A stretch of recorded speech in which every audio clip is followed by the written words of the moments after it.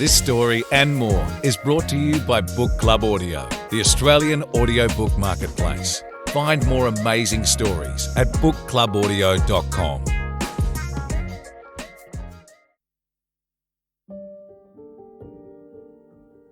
Fun with Nanny May. Zach and Brody sat on the couch. Brody looked up from his iPad and said, "My nanny makes me cupcakes." Zach put his iPad on a cushion and giggled. "My nanny makes me laugh."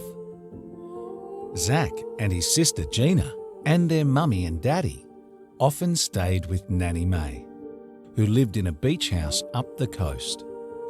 From Nanny May's deck, Zach watched the surfers catch the big waves and ride them to the beach. Sometimes, the surfers dropped by Nanny May's place, wearing bright bikinis and boardies and leaving sand on the kitchen floor. There were always lots of kids at Nanny May's. Their mummies and daddies took them to the beach in the mornings and brought back fish and chips for lunch. Nanny May always wore bright coloured dresses and a big smile. She loved music and turned it up loud and twirled around.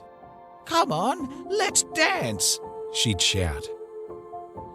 The kids and the surfers all danced together in the lounge room. The mummies and daddies came in from the deck and joined in too.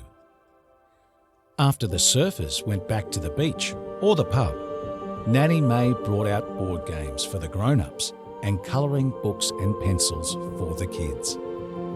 One day, Nanny May said, "We need a game that everyone can play."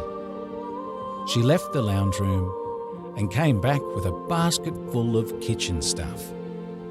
The kids sat cross-legged on the floor in front of their mummies and daddies, who sat on the couch and chairs. Nanny May passed the basket round, explaining, "Please choose one thing and pretend it is something else by using your imagination." Mummy chose a blue kitchen sponge and talked into it like a mobile phone. She texted and took pictures on her sponge phone. Daddy used an egg whisk like a microphone and pretended to be a cool rapper. He was very funny. "Yo, cool kiddies, sitting on a log. I can rap like Snoop Dogg." Gina put a saucepan lid on her head and did her posh face. "I am a princess," she said.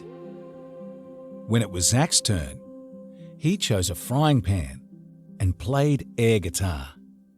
Everyone laughed. A pot became a drum and was played with wooden spoon drumsticks. This was a team effort by the kids from next door, whose daddy pretended to surf on a wooden cutting board. Nanny May used her apron like a bullfighter's cape, and Gina held pepper and salt shakers on her head like horns. Zach pretended a plate was a steering wheel on a race car. "Zoom, zoom," he said. Nanny May's game was silly and so much fun. It ended when Nanny May put everything back in her basket and said, "Okay, let's all go for a walk on the beach, then come back for pea and ham soup and toasted cheese sandwiches." Later, the mummies and daddies helped the kids have baths and put their pyjamas on.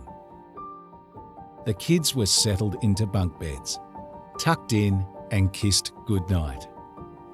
Nanny May came in afterwards and said, "I hope you all had a lovely day." Then she kissed every child goodnight. "It was the best day ever. I had so much fun. Thanks, Nanny May. I really like the cool surfers. I love the basket game." "Yes, that's my favourite too," said Nanny May. The kids' voices trailed off as one by one they fell asleep. Nanny May stood in the doorway and whispered, I love you all very much. You light up my life like stars in the night sky.